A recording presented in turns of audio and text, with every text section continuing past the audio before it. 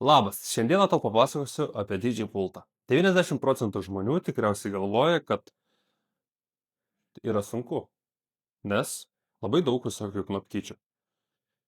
Bet tai tikrai nėra taip, kaip jūs galvojate.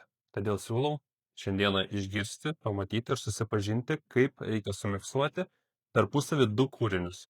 Tai pradėsime nuo playlisto, kuriame yra šiek tiek kūrinių ir aš random kūrinį net įsuku, parenku ir įdedu į pirmą grotuvą. Spaudžiu play, turim vieną dainą. Mes galime pakeisti jo tempus, sulėtinti.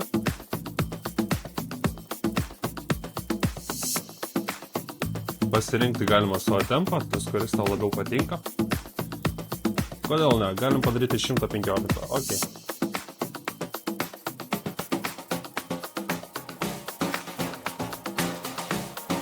Gerai, renkamės kitą kūrinį.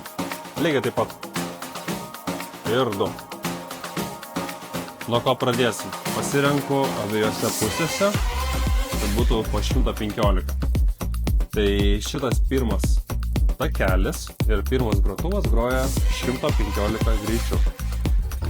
Kitą dainą parinkau, šiuo metu yra 124 ir 9. Padarau 115.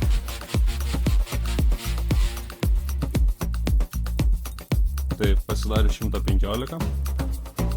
Ateinančiam naujo garso paspausiu play. Ir ausinėse man groja kitas kūrinys. Dabar atlieku ritmų suvienodimą.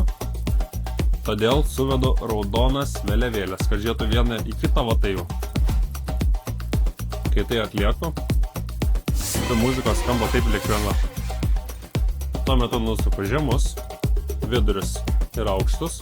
Tai yra antram kanale, kurią dainą miksuosiu. Ir keliu po biškį viršų. Iškėlusi viršų. Galiu pradėti miksuoti. Dažniausiai reikia sukeisti vietomis nuo viršaus arba nuo pačios. Priklausomai nuo situacijos. Šiuo metu pirmoje dainoje trūksta žemų, todėl keičiu iškart žemus. Ritmą duodu. Sekantis yra melodijos, vokalai, po biškutį keičiu vidurius. Vieną didinu, kitą mažinu. Ir einu prie aukštų.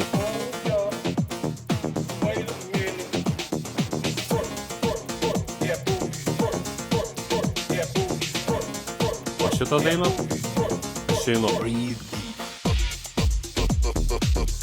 Taigi, atlikome ką tik sumiksavimą, perėjome iš vienos dainos į kitą. Ir tikrai neatrodo, kad tai būtų sunku. Norėtumės bandyti ir tu, parašyk.